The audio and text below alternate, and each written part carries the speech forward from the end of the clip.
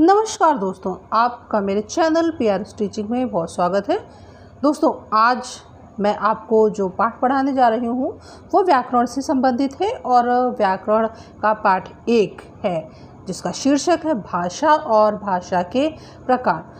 दोस्तों, आप सभी जानते हैं कि मनुष्य एक सामाजिक प्राणी है और केवल भाषा के द्वारा ही ये मनुष्य जानवरों से भिन्न बन सका है। एक ऐसा गुण जिसके द्वारा मनुष्य अपने विचारों को अभिव्यक्त करता है, विभिन्न क्रियाएं करता है और उन क्रियाओं के संपादन के विषय में दूसरों को अवगत कराने के लिए वो जिन ध्वनियों का प्रयोग करता है, जिन शब्दों का प्रयोग करता है, उन सब से मिलकर भाषा का निर्माण होता है। दोस्तों, सबसे पहले तो आइए इस विषय को शुरू करने से पूर्व आप वीडियो को लाइक करें, शेयर करें और चैनल को सब्सक्राइब कर दीजिए। और हाँ दोस्तों, आप मुझे इंस्टाग्राम पर भी फॉलो कर लें। मेरे इंस्टाग्राम आईडी है PRSteaching_YT। दोस्तों, आप देख रहे हैं कि विभिन्न चित्र के माध्यम से मैंने ये दर्शाने का प्रयास किया है कि व्यक्ति भिन्न भिन्न क्रियाएं कर रहा है और वो अपने विचारों से दूसरों को अवगत करा रहा है। यही विचार अभिव्यक्ति का जो साधन है उसे ही भाषा कहा जाता है। तो दोस्तों, आज मैं आपको भाषा क्या है, भाषा के कौन कौन से प्रकार हैं, भाषा के अन्य कितने रूप हैं, इन सभी विषयों से विस्तार से मैं आपको पढ़ाने जा रही हूँ। तो आइए अब हम शुरू करते हैं अपने इस पाठ को और आगे बढ़ते हैं बिना समय को बर्बाद किए हुए। सबसे पहले तो हम आपको ये बताना चाहेंगे, चाहे वो बड़ा हो, चाहे वो छोटा हो, चाहे वो बच्चे हों, अपनी मन की बात को तो वो दूसरों से बताना चाहता ही है। तो दूसरों से बताने के द्वारा वो अपने जो मन के भाव हैं उनसे अन्य लोगों को अवगत कराता है। अब दोस्तों, मैं आपको बताने जा रही हूँ कि भाषा क्या है, अर्थात भाषा की परिभाषा क्या है। भाषा वह माध्यम है जिसके द्वारा मनुष्य बोलकर, सुनकर व पढ़कर अपने मन के भावों या विचारों का आदान प्रदान करता है। दूसरे शब्दों में हम इस प्रकार भी कह सकते हैं कि जिसके द्वारा हम अपने भावों को लिखित अथवा कथित रूप में दूसरों को समझा सकें और दूसरों के भावों को समझ सकें, उसे भाषा कहते हैं। दोस्तों, ये तो थी भाषा की परिभाषा। अब प्रश्न ये आता है कि भाषा के कितने प्रकार होते हैं, क्योंकि देखिए, हम अपने विचारों को कभी तो बोल करके प्रकट करते हैं और कभी हम लिख करके प्रकट करते हैं। तो इस तरह भाषा के 2 रूप मुख्य रूप से मान्य हैं। वैसे तो भाषा के 3 प्रकारों का प्रयोग किया जाता है, लेकिन विशेष रूप से जिन रूपों का प्रयोग किया जाता है उनके नाम है मौखिक भाषा और लिखित भाषा। एक तीसरी प्रकार की भाषा है जिसको सांकेतिक भाषा के नाम से जाना जाता है, लेकिन दोस्तों यह भाषा मान्य नहीं होती है। दोस्तों, भाषा के प्रकारों को जानने के बाद इनका विस्तार से अध्ययन करने से पूर्व मैं आपको भाषा की क्या प्रकृति है, भाषा की क्या विशेषताएं हैं, इनके विषय में भी समझा दूं। भाषा पैतृक संपत्ति नहीं है। भाषा परंपरागत है। इसका अर्जन मनुष्य कर सकता है, उत्पन्न नहीं कर सकता। भाषा का अर्जन अनुकरण के द्वारा होता है। भाषा सामाजिक वस्तु है। भाषा परिवर्तनशील है। भाषा को कोई अंतिम स्वरूप नहीं है। भाषा सरलता से जटिलता की ओर ले जाती है। तो ये भाषा की विभिन्न विशेषताएं थी जिन पर अभी मैंने आपको बताया कि देखिए, सबसे मुख्य बात तो ये है कि एक तो भाषा परिवर्तनशील है। कहा यह जाता है कि कोस कोस पर बदले पानी और 4 कोस पर बानी। दूसरा ये है कि भाषा को जो मनुष्य ग्रहण करता है वो अनुकरण के द्वारा, अर्थात दूसरों से सीख करके वो उसे ग्रहण करता है। दोस्तों, आज हम जिस भाषा का प्रयोग कर रहे हैं उस भाषा के विकसित और समृद्ध रूप के पीछे अन्य जो भाषाएं थी उनका भी विशेष योगदान रहा है। तो हिंदी भाषा के विकास का जो क्रम है, आइए मैं आपको इससे भी अवगत करा दूं। तो दोस्तों, सबसे पहले जो भाषा प्रयोग की जाती थी वो थी पाली। पाली के बाद प्राकृत रूप का प्रयोग किया गया। प्राकृत के बाद अपभ्रंश भाषा का प्रयोग किया गया और उसके बाद आज हम हिंदी भाषा का प्रयोग कर रहे हैं, जो कि बहुत ही समृद्ध है, व्याकरण की दृष्टि से भी शुद्ध है और बहुत ही सरल और सहज है, जिसके द्वारा हम अपने विचारों से दूसरों को अवगत बहुत ही आसानी से करा सकते हैं। अब चलिए विस्तार से, जैसा कि मैंने अभी आपको पहले बताया था कि भाषा के 3 रूप मुख्य रूप से प्रचलन में है, जिनमें सबसे पहला है मौखिक भाषा। तो दोस्तों, यहाँ देखिए चित्र जो आपके समक्ष मैंने प्रस्तुत किया है, इस चित्र में एक पुरुष एक महिला से बातचीत कर रहा है और अपने हृदय के उद्गारों को उसको बता रहा है। 2 बच्चे हैं जो कि अपने कंधे पर बस्ता टांगे हुए हैं और ऐसा अनुमान लगाया जा रहा है कि ये दोनों ही बच्चे स्कूल जा रहे हैं और आपस में कुछ बातचीत कर रहे हैं।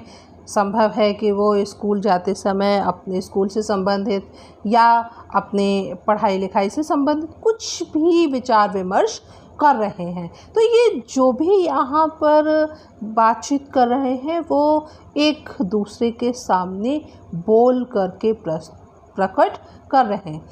यहाँ देखिए इस चित्र में एक महिला है जो बच्चों को पढ़ा रही है। तो ये भी जो आपस में बच्चे सुन रहे हैं और ये शिक्षिका जो है वो पढ़ा रही है। तो आप इन चित्रों से बिल्कुल ये स्पष्ट हो गया है कि ये जो भाषा का रूप है, इसमें 2 लोग हैं, एक तो है श्रोता और दूसरा है वक्ता।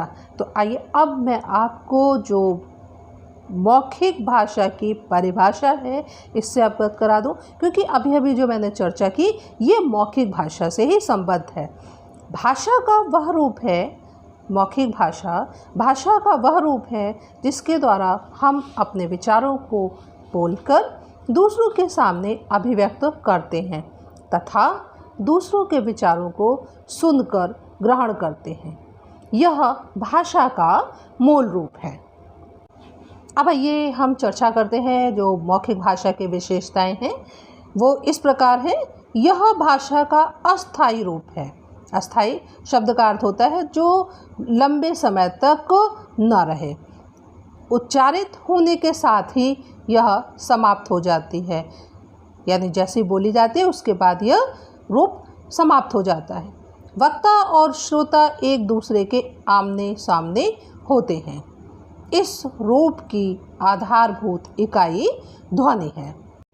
मौखिक भाषा के उदाहरण इस प्रकार हैं। जब हम कभी वाद विवाद करते हैं, काव्य पाठ मंच पर प्रस्तुत किया जाता है, नाटक का मंचन किया जाता है, समाचार वाचन किया जाता है, या दूरदर्शन के जो दृश्य और श्रव्य कार्यक्रम हैं, ये सभी मौखिक भाषा के अंतर्गत आते हैं।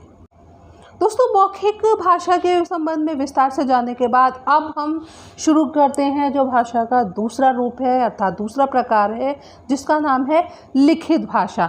लिखित का अर्थ होता है कि जो लिख कर के दूसरों के समक्ष बताया जाए या जो लिखा हुआ कोई दूसरा व्यक्ति पढ़ करके समझ सके। तो यहाँ पर एक आप चित्र में देख रहे हैं कि एक महिला है, वो एक पत्र पढ़ रही है। ये देखिए पुस्तकालय में एक विद्यार्थी बैठा हुआ है जो कि एक पुस्तक का अध्ययन कर रहा है और उस पुस्तक में किस विषय का वर्णन किया गया है इसको जानने का प्रयास कर रहा है। इसके आगे आप देख रहे हैं कि जो आपके सामने एक और तस्वीर आई है। इस तस्वीर में जो 2 विद्यार्थी बैठे हुए हैं, ये खेल के मैदान में बैठे हैं, लेकिन खेल के मैदान में बैठकर ये एक पुस्तक का अध्ययन कर रहे हैं। वो किसी भी विषय की पुस्तक हो सकती है। तो उस पुस्तक में जिस विषय से संबंधित विचार लिखे गए हैं वो उनको पढ़ करके समझ रहे हैं। तो विद्यार्थियों, अब हम बात कर रहे हैं भाषा के दूसरे रूप, जिसका नाम है लिखित भाषा।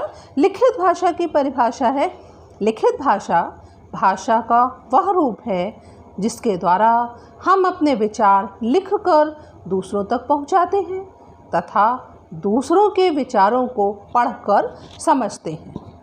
यह भाषा का स्थायी रूप है, अर्थात यह भाषा का ऐसा रूप है जिसमें अभिव्यक्त किए गए विचार वर्षों तक अर्थात पीढ़ियों दर पीढ़ियों तक उपस्थित रहते हैं। अब हम आगे बढ़ते हैं और जानते हैं कि लिखित भाषा की क्या विशेषताएं हैं। लिखित भाषा की जो विशेषताएं हैं वो इस प्रकार हैं। यह भाषा का स्थायी रूप है। इस रूप में हम अपने भावों और विचारों को अनंत काल तक सुरक्षित रख सकते हैं। अनंत शब्द का अर्थ है जिसका कभी अंत ना हो। भाषा के इस रूप में वक्ता और श्रोता का आमने सामने होना अनिवार्य नहीं है। भाषा के इस रूप की आधारभूत इकाई वर्ण है जो उच्चारित ध्वनियों को अभिव्यक्त करते हैं। उच्चारित शब्द का अर्थ है बोली गई। दोस्तों, लिखित भाषा के जो उदाहरण हैं वो हैं समाचार पत्र, सामान्य पत्र, कहानी, लिखी गई कोई भी सूचना, फैक्स, टेलीग्राम, तार आदि। ये सभी लिखित रूप में उपलब्ध होते हैं और इनमें एक व्यक्ति अपने मन के भावों को लिख करके दूसरों तक पहुंचाता है। दोस्तों, अभी तक हमने भाषा के दो रूपों की चर्चा की, एक मौखिक भाषा, दूसरा लिखित भाषा। अब हम एक भाषा के अन्य रूप की भी चर्चा करते हैं जो संकेतों के द्वारा अभिव्यक्त की जाती है। जैसे कि आप चित्र देख रहे हो, ये एक शहर का चित्र है और ये देखिए जो अगला चित्र आपके सामने आ रहा है, इसमें ये जो सड़क है, तो सड़क पर कुछ जो चिन्ह अंकित होते हैं जो सड़क की सुरक्षा के या सड़क के नियमों पर आधारित होते हैं, उनसे संबंधित है। और इस तरह आप समझ रहे होंगे कि कुछ चिन्ह दिए गए हैं जिन चिन्हों के द्वारा लोग उन चिन्हों के द्वारा क्या बताया जा रहा है इसको समझते हैं। तो अब हम चर्चा, दोस्तों, सांकेतिक भाषा की परिभाषा है। सांकेतिक भाषा भाषा के वह रूप जिसके द्वारा संकेतों के प्रयोग से बात समझाई जाती है और समझी जाती है। विशेष रूप से यह ध्यान देने योग्य बात है कि यह भाषा का मान्य रूप नहीं माना जाता है। सांकेतिक भाषा के उदाहरण जो है वो हैं, जैसे आप लोग जब चौराहे पर जाते हैं तो आप देखते हैं कि वहाँ पर बहुत सारे चिन्ह होते हैं, ट्रैफिक लाइट होती है या अन्य बहुत सारे चिन्ह सड़क पर बने होते हैं।